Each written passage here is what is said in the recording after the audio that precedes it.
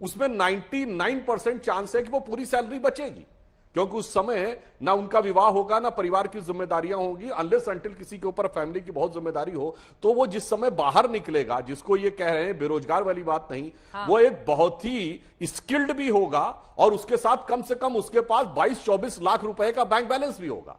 जो कि हम लोग बड़ी अच्छी हायर एजुकेशन करके आए थे तो हमारे पास 2 लाख रुपए का बैंक बैलेंस नहीं था जिस समय पास आउट होकर निकले। तो वो चाहे तो बहुत कुछ कर सकता है। और सबसे बड़ी बात है कि जो एक यूथफुल एटीट्यूड होना चाहिए और नई टेक्नोलॉजी के साथ एडॉप्टेबिलिटी होनी चाहिए। और युवावस्था में रिटायरमेंट का प्लान, क्या रोजगार देने की स्थिति में नहीं है सरकार? इस वजह से ये फैसला लिया गया है, जिसको आप लोग अपना बड़ा कदम, क्रांतिकारी कदम बता रहे हैं।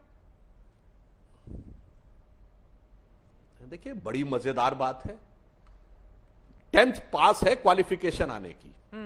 इससे पहले भी अगर आप देखिए तो 10th पास के बाद आने वाला कोई भी लड़का या लड़की 18, 19, 20 साल से ऊपर का नहीं होता था। अब अगर आप देखें तो यहां तो उनको अच्छा रोजगार मिल रहा है 17, 18 में, 21 से 22, 23 की उम्र के बीच में। अब अपने आप उसको बेरोजगार बना दिया।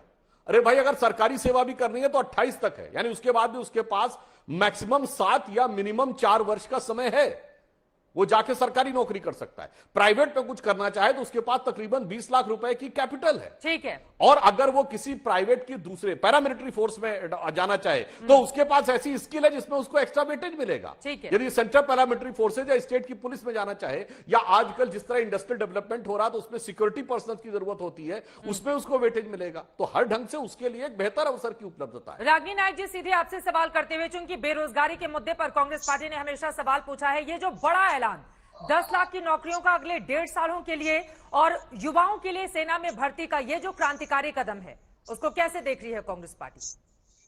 कदम तो है लेकिन क्रांतिकारी नहीं है चित्रा जी। अभी सुधांशु जी ने बहुत गाल बजाए रक्षा के क्षेत्र में कुछ अपनी तथाकथित उपलब्धियां गिनाते हुए, ये नहीं बताया कि रक्षा का बजट जो 17.5% होता था उसे कम करते करते करते 14% पर मोदी सरकार ले आई। जरा ऐसी तथ्य भी बताया करिए सुधांशु जी, सिक्के के दोनों पहलू दिखाई दें।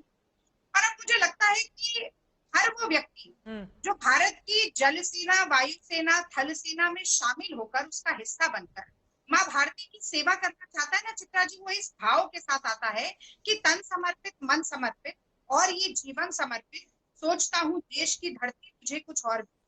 ये भाव इस जनतंत्र की जनता को तो समझ आता है, पर प्रधानमंत्री जी को नहीं आता। वो प्रधानमंत्री जी जो चीन की घुसपैठ के बाद अपने ही शहीद सैनिकों का मजाक उड़ाकर ये कह देते हैं कि ना कोई अंदर घुसा न देश में आया, उनको भाव समझ में नहीं आएगा। इसीलिए न सिर्फ हमारी सेना का बल्कि सेना की प्रशिक्षण शैली 8 साल में तो बेसिक दिखा रही थी ना, सैलरी पैकेज से काट कर जमा किया जाएगा। जो ये 11 लाख और 11 लाख को डबल करके 20-22 लाख का बैंक अकाउंट बता रहे हैं ना कि अंत में इतना पैसा मिलेगा, वो कोई एहसान नहीं होगा सरकार का। जो सैलरी का पैकेज है उसी का 30% काट काट के सरकार जमा करेगी। जितना पैसा काटेगी उतना पैसा वो अपनी तरफ से देगी। बिल्कुल बिल्कुल, जितना पैसा वो काट रही है उतना ही पैसा अपनी ओर से जोड़ेगी और फिर रिटायरमेंट के वक्त उसको दे दिया जाएगा। 11 लाख रुपए के आसपास ये पैसा होगा। जी चित्रा जी, 30% काट के देंगे। एक सवाल होगा कि रिटायर जब आप कर देंगे, जब आप डंप कर देंगे इतने नौजवानों को और शायद नवयुवतियां भी उसमें होंगी, उसके बाद उसका उनका री रिक्रूटमेंट प्लान है। ठीक है, इसका मैं जवाब ले लेती हूँ सुधांशु त्रिवेदी जी। सबके मन में और जेहन में ये सवाल दरअसल है कि ये जो 75% युवा होंगे, ठीक है, इनका ये कहना है कि बेरोजगारी की दर को और बढ़ाने का काम करेगी ये योजना, और वो भी तब जब उनको ट्रेनिंग दे दी जाएगी, यानी कि एक वक्त के बाद वो फिर से बेरोजगार हो जाएंगे। तो इसको लेकर सरकार का क्या है प्लान, सुधांशु त्रिवेदी जी?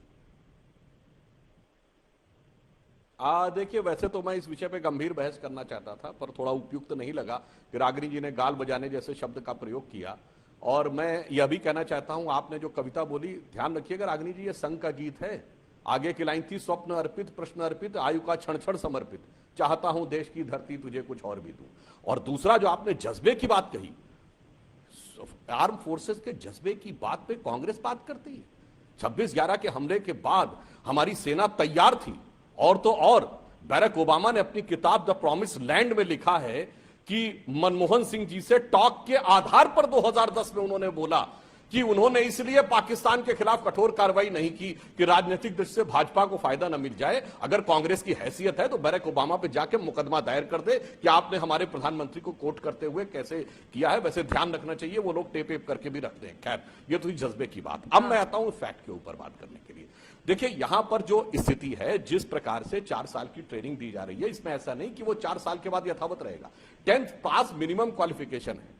जब वो 4 साल के बाद पास आउट होकर निकलेगा तो उसको 12th पास का सर्टिफिकेट भी मिलेगा।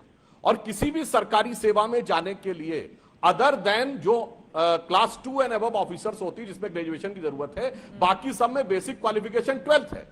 तो उसके 4 साल बर्बाद नहीं गए। 4 साल में 2 साल तो वो वैसे 12th करता, तो उसको 12th पास का सर्टिफिकेट भी मिलने वाला है। तो आप सोचिए, इससे बेहतर क्या हो सकता है कि 10th क्लास में बच्चा गया और उसके बाद 12th का उसको सर्टिफिकेट भी मिल गया, पास आउट होके स्किल के साथ निकला, एक्सपर्टीज के साथ निकला, और तकरीबन मिनिमम 11,70,000 और मैक्सिमम हो तो 20-22 लाख रुपए का बैंक बैलेंस अपने हाथ में लेके निकला। ठीक है। और फिर यही व्यवस्था अमेरिका की फौजों में भी, किसी में 8 साल का है, किसी में 4 साल का है। ठीक है। तो अब मैं एक और बात कहता जाऊं, ये ऐसा नहीं कि फुल्ली एक्सपर्ट होंगे। जो लोग फाइटिंग फोर्स में परमानेंट जाएंगे, उनकी स्पेशलाइज्ड ट्रेनिंग एक अलग कैटेगरी की होगी। ठीक है भाई, जब भी कोई फौज होती है, सारी फौज एक साथ लड़ने के लिए नहीं जाती है कि 100% लोग सीधे लड़ने के लिए जाते हैं। उसमें भी कैटेगराइजेशन होता है, कौन से लोग फ्रंट पे रहते हैं, कौन से लोग मिडिल पे रहते हैं, कौन से लोग बैक पे रहते हैं। तो ये, और उसका एक और लाभ जानते हैं क्या होगा एक पीढ़ी के बाद? एक लाइन और बोलते हैं, अगर आर्मी से लोग निकल के भिन्न भिन्न क्षेत्रों में जाएंगे तो उनके अंदर अनुशासन और देशभक्ति की जो भावना होगी, वो देश में आने वाले समय में रोजगार के अवसर भी तो उस तरह से उपलब्ध होने वातावरण चाहिए का ना। निर्माण ये भी तो करना सवाल है सुधांशु त्रिवेदी जी, भिन्न भिन्न क्षेत्रों में क्या रोजगार के उस तरह के अवसर होंगे? इस सवाल पर मैं आऊंगी, लेकिन रागिनी जी, ये तो वीर तुम बढ़े चलो, जो नए बच्चे होंगे उनको एक तरफ सरकार सिखाएगी भी, पैसे भी देगी, उनको सर्टिफिकेट भी देगी ताकि वो 12th भी पास करें और आगे उनके लिए बेहतर अपॉर्चुनिटी भी होगी। क्योंकि गांव के छोटे शहरों के जो युवा होते हैं, उनकी सबसे बड़ी दिक्कत यही होती है। तो कम से कम इसी बहाने एक अच्छी, और जब सेना के लोग उनको ट्रेनिंग देंगे तो जो बच्चे वहां से निकल कर आएंगे, कितना बड़ा परिवर्तन उनकी जिंदगी में आएगा, इस बात को समझा जा सकता है आसानी से। हाँ, अब आपका सवाल हो गया, अब मैं जवाब देना चाहती हूँ। देखिए, मैं भी यही सोच रही थी कि सुधांशु जी अतीत के पन्ने पलटने के बजाय तत्कालीन सवालों पर जवाब देंगे और गंभीर बहस करेंगे, पर मुझे भी ऐसा कोई दृष्टांत नजर नहीं आ रहा है। 26/11 होने के बाद संवेदन शून्यता की पराकाष्ठा दिखाते हुए भारतीय जनता पार्टी खून के धब्बे वाले पोस्टर पूरे देश में लगाती हुई फिर रही थी, और सेना के शौर्य को ढाल बनाकर आज भी इसी तरीके की संवेदनहीन बातें कर रही है। अब मैं 2-3 मुख्य बातें यहाँ पर रखना चाहती हूँ। एक तो ये खुद ISI को रेड कार्पेट वेलकम देकर हमारे देश में लेकर आए, कम से कम इनको तो डिफेंस के ऊपर ज्यादा ज्ञान या प्रवचन नहीं देना चाहिए। अब 2-3 बातें मुझे बताइए।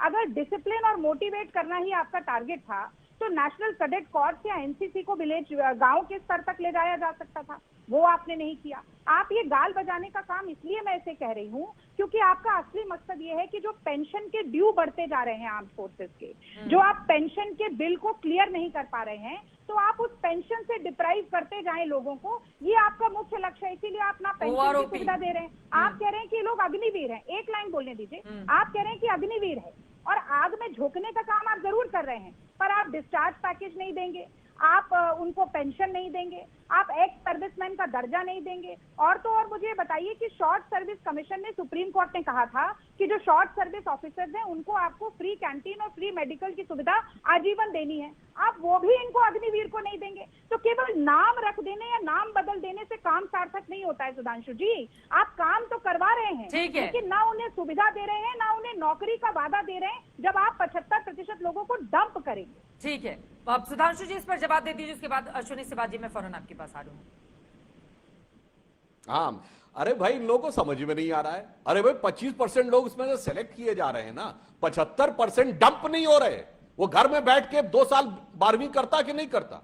अब 2 साल एक्स्ट्रा में उसके पास सर्टिफिकेट भी है, पैसा भी है, स्किल भी है और अपॉर्चुनिटी भी है। चलिए, उसके बाद अलग बात मैंने कहा, जो शॉर्ट सर्विस कमीशन की बात आप कहते थे, शॉर्ट, देखिए मैंने नहीं बोला था आपके बीच में, मैंने रागिनी जी आपके बीच में नहीं बोला था, और जो मैंने बोला, मैंने रागिनी जी मैंने आपके बीच में नहीं बोला था। तो हम तो सवाल पूछेंगे कि बेरोजगार, अरे रागिनी जी, अगर आप अतीत की बात करें, 26/11 पे मैंने बराक ओबामा को कोट किया है, बराक ओबामा को कोट किया। अगर हैसियत है तो कांग्रेस पार्टी बोले ना बराक ओबामा पे। दाएं बाएं मत बोलिए इधर उधर की बात। अब अपने अपने टाइम पे बराक बोलिए। ओबामा को कोट करिए। मैंने कोई आप हवा में परवेज बात नहीं बोली, मुशर्रफ को कोट राजनीति की करिए, बात आप नहीं दूसरे की है। नेताओं को कोट करिए। अमेरिका मैंने के नरेंद्र राष्ट्रपति मोदी को कोट किया है चीन और की कांग्रेस में घुसपैठ ऑडेसिटी नरेंद्र होनी चाहिए मोदी को जाके कोट चैलेंज किया। करने की। छोड़िए नरेंद्र मोदी जी ने वो अपने विषय पे, अब शहीदों आइए। का मजाक उड़ा के कह दिया अरे था भाई, छोड़िए, कि ना कोई टॉपिक दूसरी अंदर तरफ आया चला ना बाहर जाएगा। गया। मैं तो अपने अब फिर टॉपिक प्रधानमंत्री की दूसरी कोर्ट तरफ ले पर बात जाएंगे। करूंगी ना। बराक ओबामा जज्बा तो की मेरे बात देश आप का कह रहे हैं, क्या चीन के लेना साथ देना एग्रीमेंट है, मैं ओपन तो- कर दीजिए। मैं- छोड़िए उस ठीक है, टॉपिक पे, आ जाते अब हैं इस जिस टॉपिक पर पे इस रहिए। वक्त हमारे क्या प्रधान बेरोजगारी सेवक दूर होगी और सरकार के इस विश्व गुरु फैसले की पर, बात इस टॉपिक पर आ पूछूंगी जाते हैं। आपसे। एक एक करके आप राखी कह जी रहे हैं उनकी कि बात डेढ़ हो साल जाए। में 10 लाख ठीक है, नौकरियां ओके। देंगे। कहाँ से देंगे 10 लाख नौकरियां? आप 2 करोड़ मैं रोजगार पूछ दे पाए लेती 2 हूँ, साल कहाँ में? से देंगे बुलेट सुधांशु ट्रेन त्रिवेदी लिया जी है, 10 लाख काशी को नौकरी? क्योटो बना दिया आपने। जो आपने वादे किए वो कोई